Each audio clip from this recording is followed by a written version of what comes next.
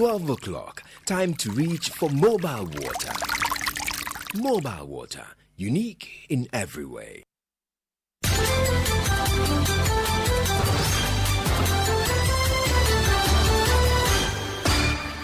30 years of joyfulness. Hashtag Stop Galamsey now still on. Hello, good afternoon, and welcome to the Midday News.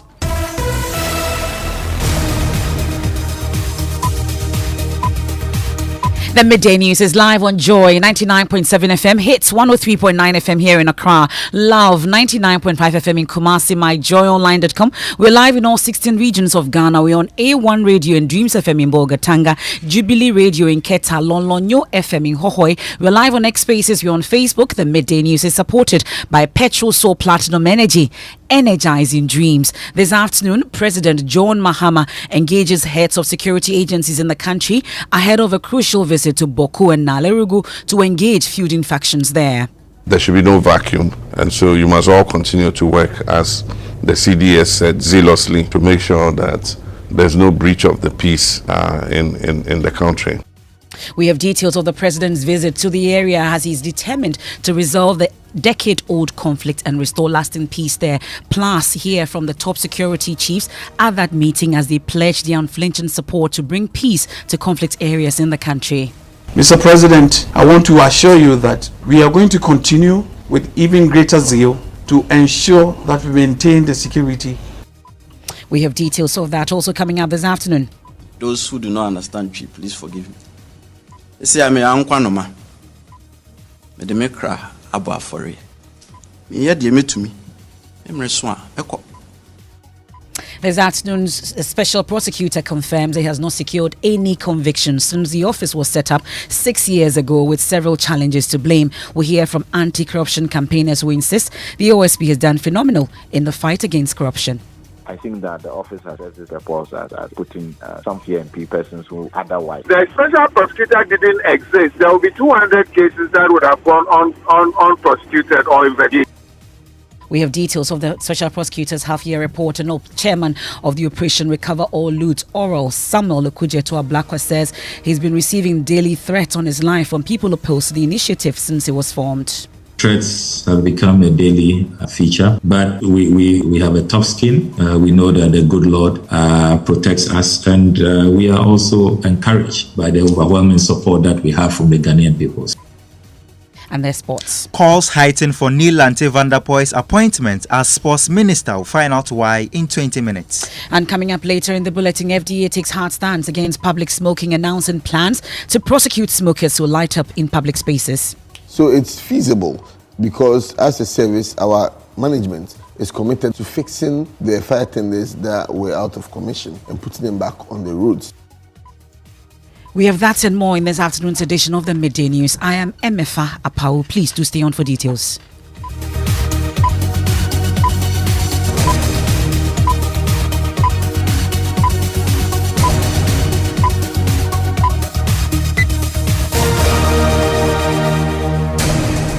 This is your home of independent, fearless and credible journalism. Let's dig in now. And President John Mahama today met with heads of all state security agencies this morning before a crucial visit to Bawku to mediate tensions in the area.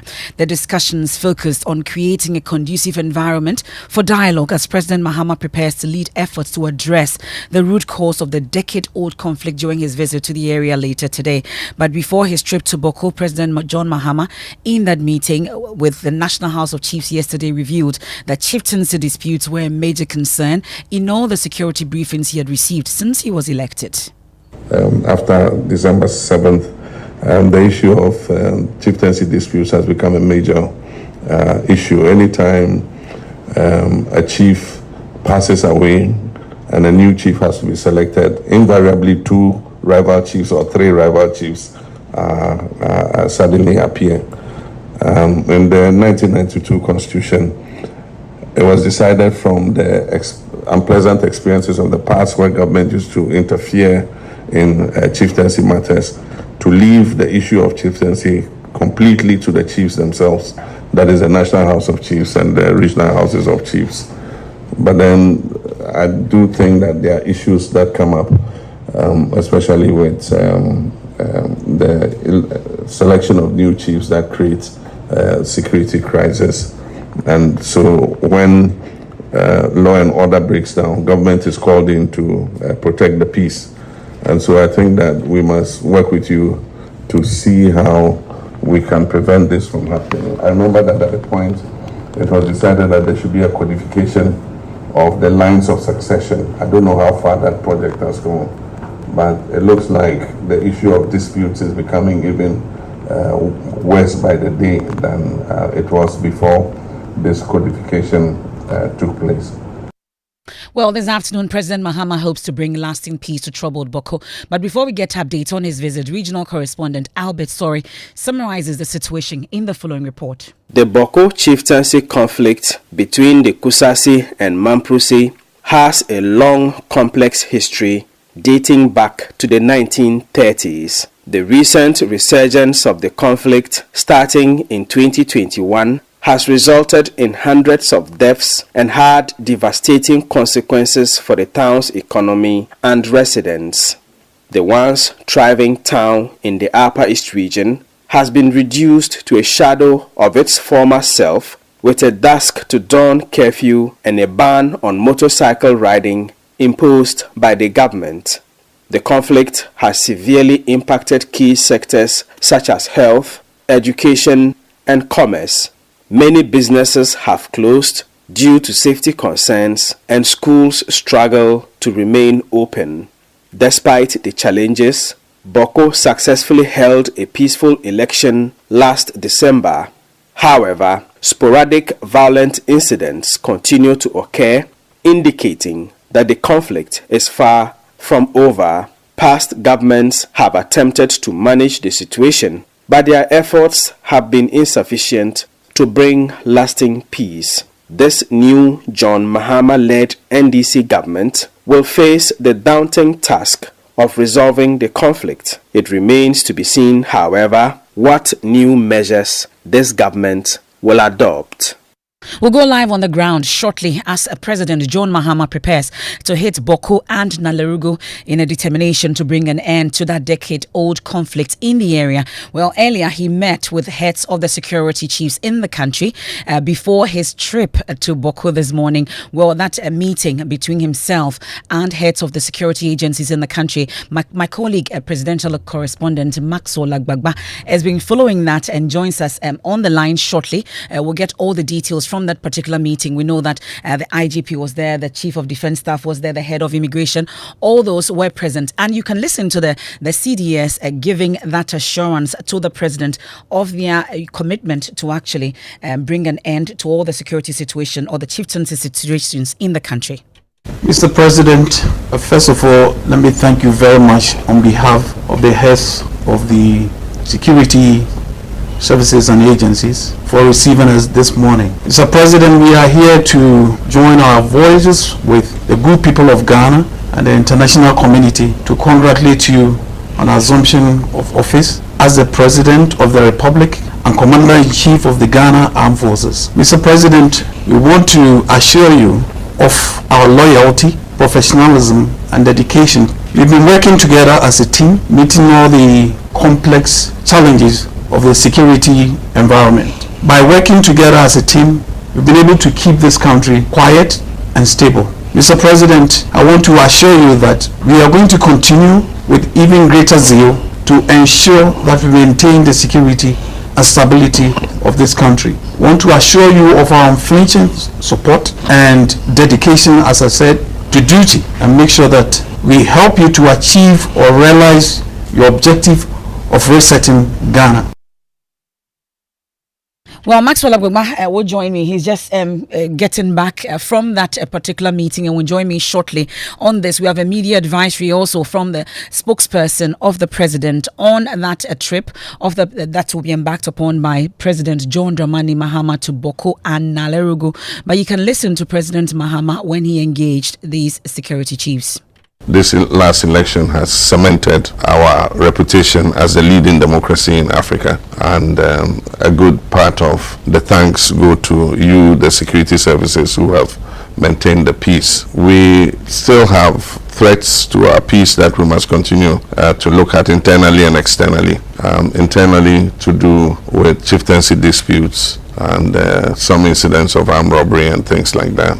Externally to do with the threats on our northern borders, and so we cannot let our vigilance down. There should be no vacuum, and so you must all continue to work, as the CDS said, zealously to make sure that there's no breach of the peace in the country. And so I want to thank you for all the work you're doing. We're working hard to set up the Council of State so that we can start to put the controlling boards of all the services and all the government parastatals in place. And so once we have the Armed Forces Council and the Prisons Council and all of them set up, all your service councils, we're sure that we'll begin to look at how to manage things in respect of any outstanding issues that exist. But in the meantime, I expect you all to work very closely together like you've been doing, and continue to keep the country safe for all of us. And so I want to thank you for attending to our call at quite short notice,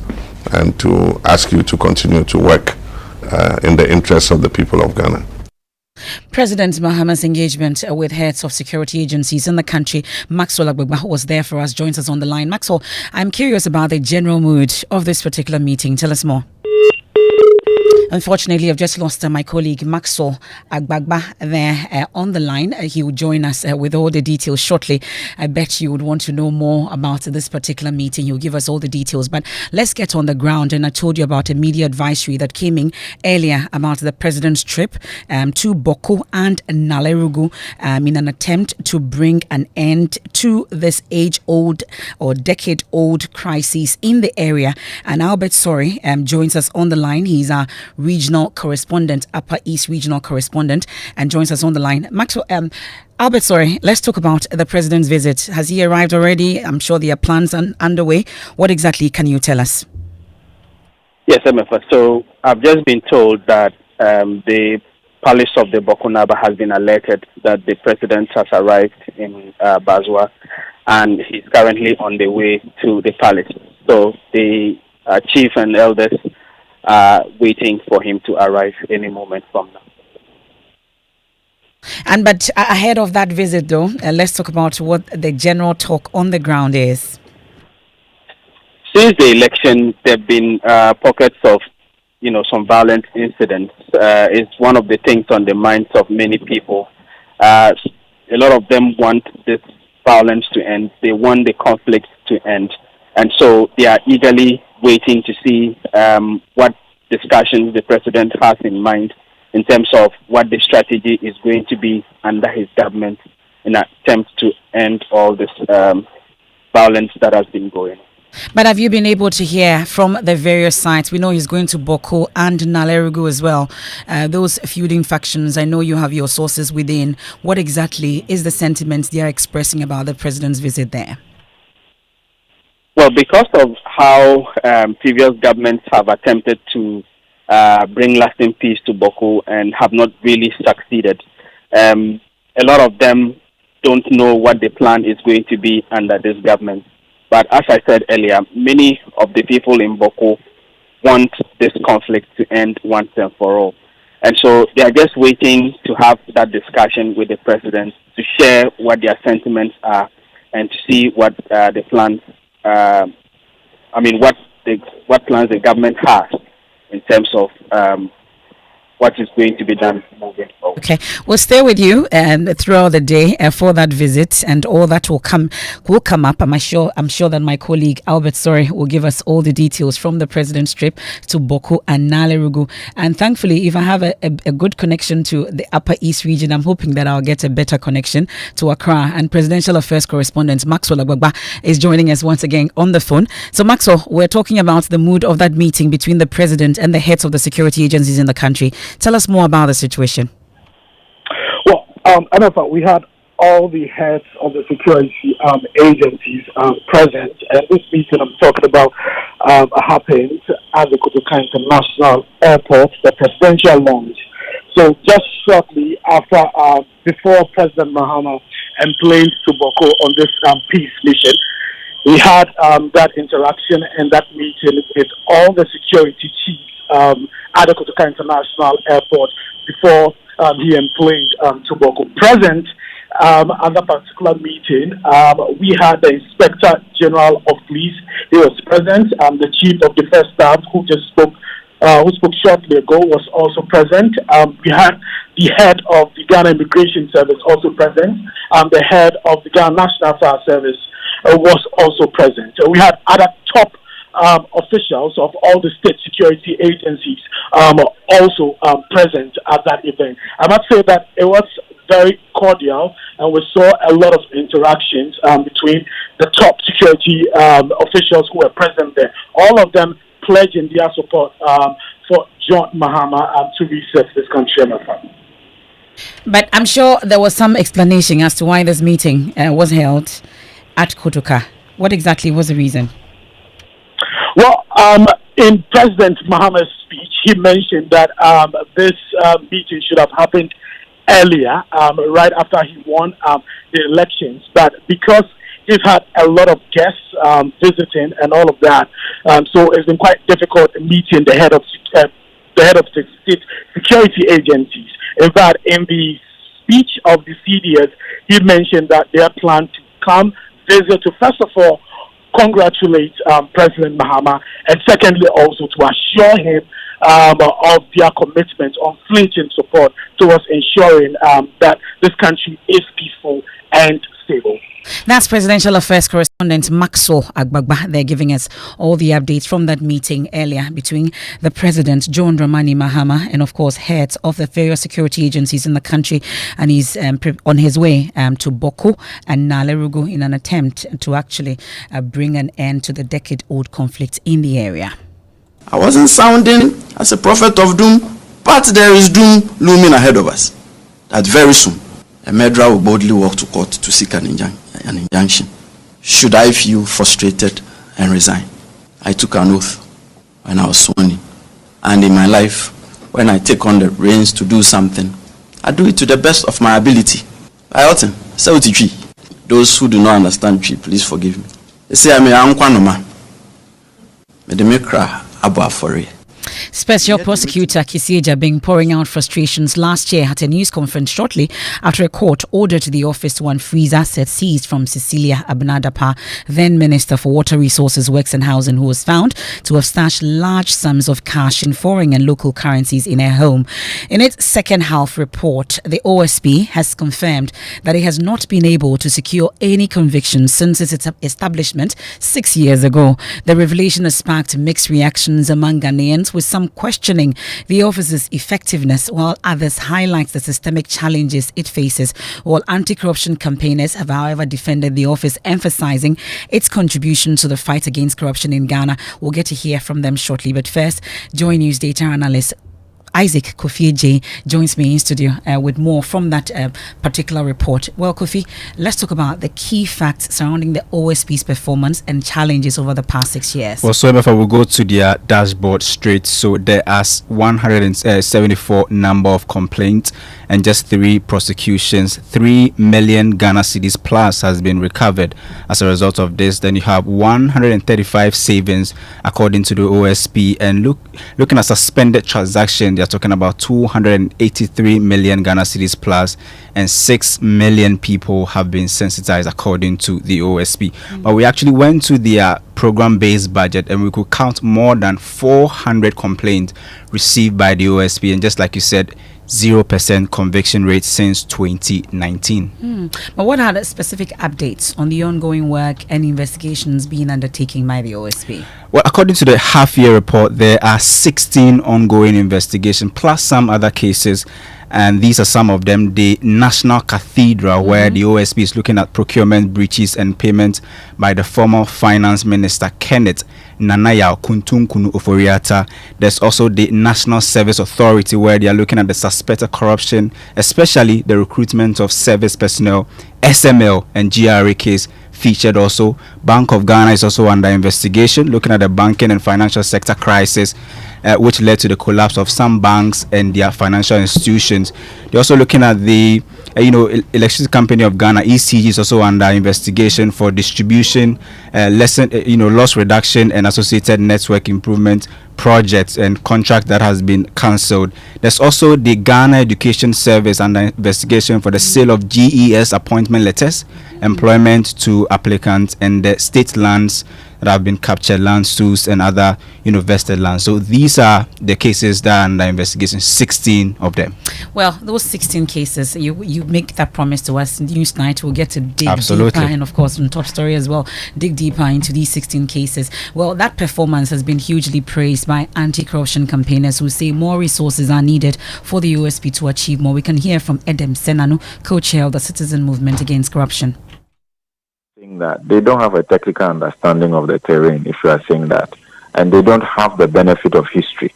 If they have the benefit of understanding the history of where we were when we were very frustrated as civil society and as Ghanaians because the AG, don't forget, in our constitution is the Attorney General who is to take up these cases.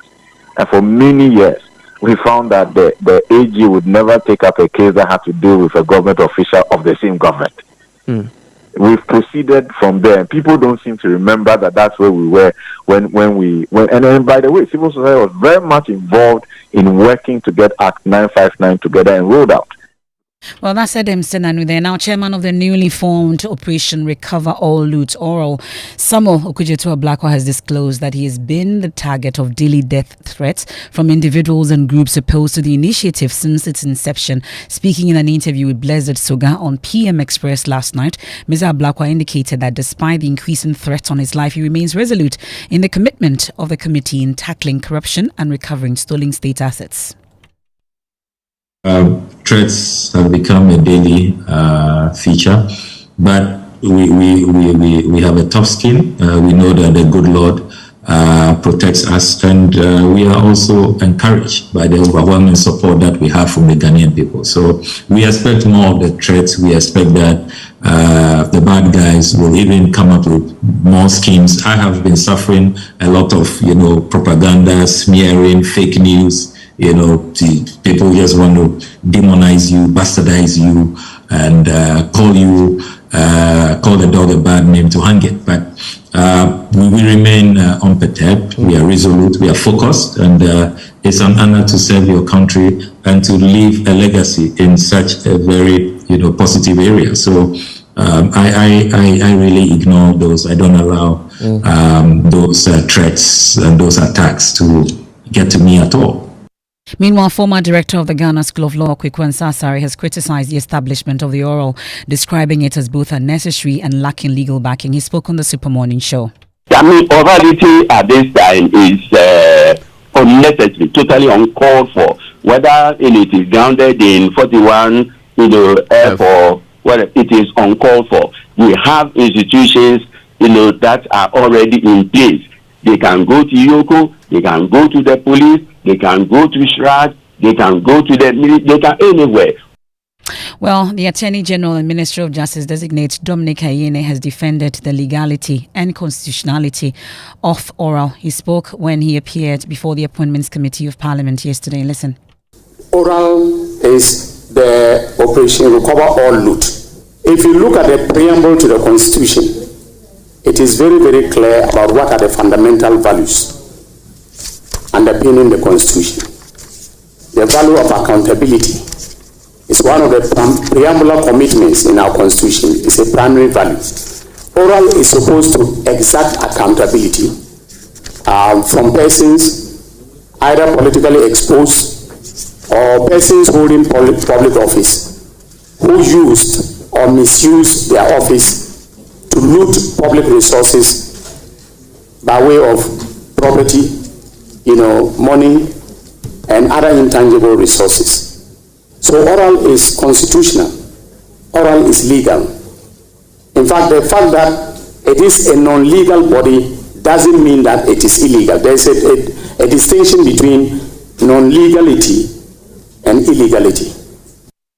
Time for a quick break here on the Midday News, live on Joy 99.7 FM here in Accra, Hits 103.9 FM also here in Accra, and Love 99.5 FM in Kumasi, myjoyonline.com. Well, coming up later, FDA takes hard stance against public smoking, announcing plans to prosecute smokers who light up in public spaces. And then also, we focus on the minority leader, Alexander Afenyo-Markin, as he attempts to steal show at Monday's appointments committee with his persistent challenge of the authority of the chairman and clashes with the NDC MPs on the committee.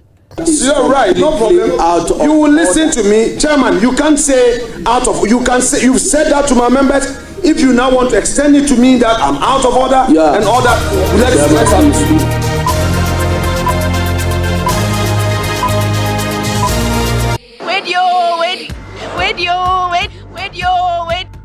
Where did I?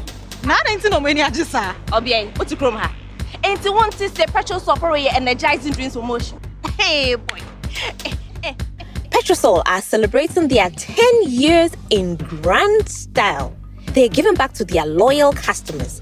Hope you have registered at their online portal. Don't say I didn't tell you, oh.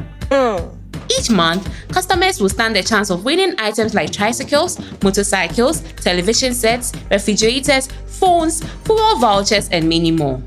But the best part is that at the end of the promo, we will be giving out a grand prize of 2 Suzuki Espresso cars to lucky winners who stay with us all through the promo period.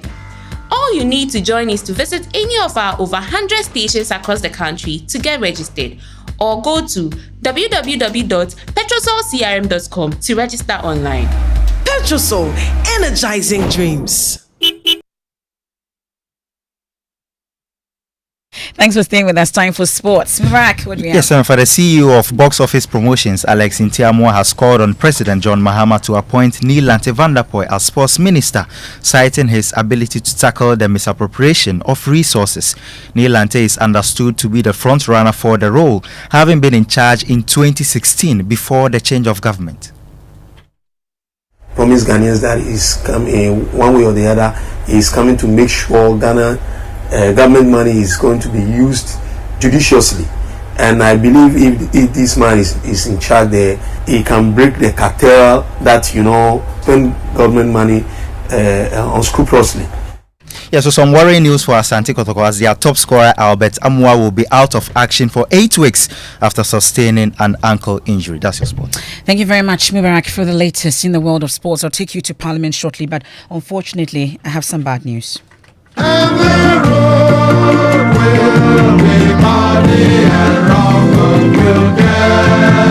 for those of you who know this, that's the Osibisa in the background. Saxophone player and leader of the Osibisa band, Teddy Osei, has passed away. Parkwesi Holbrook-Smith is Osibisa's representative in Ghana and Africa. Thankfully joins us on the phone with more. How did it happen? Hello? Hello, Parkwesi. Tell us more. How did it happen, when and where? Oh, well, Teddy has been ill for quite some time now. He's been on a wheelchair for at least the last 10 years. And even though from time to time he had tried to perform, unfortunately in the last 5 years, it's not been possible. He's been bedridden and under care. So he finally gave up the ghost in the early hours of this morning. At what age, you'd say? I believe Teddy was 84.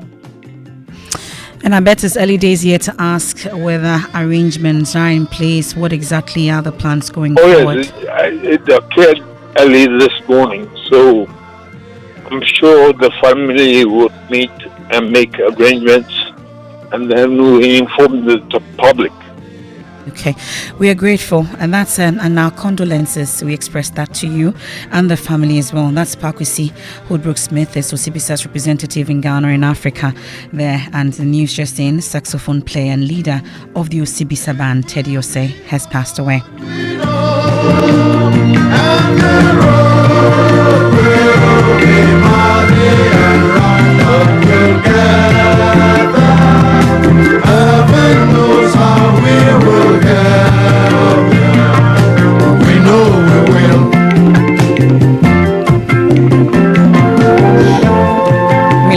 lot of stories to cover, but that's how we end today's edition of the Midday News. On that rather sad note, Osibisa's Teddy Osei, saxophone player and leader of the Osibisa band, has just passed away today. And that's it for the Midday News, live on Joy 99.7 FM here in Accra, in Kumasi on Love 99.5 FM. We are on also on Hit 103.9 FM. There's more when you log on to myjoyonline.com. I leave you in the safe hands of Pastor Mensa Ortabil with Living Word. God has not given us the spirit of fear, episode 4. Have a good afternoon. I am Emefa Apawu.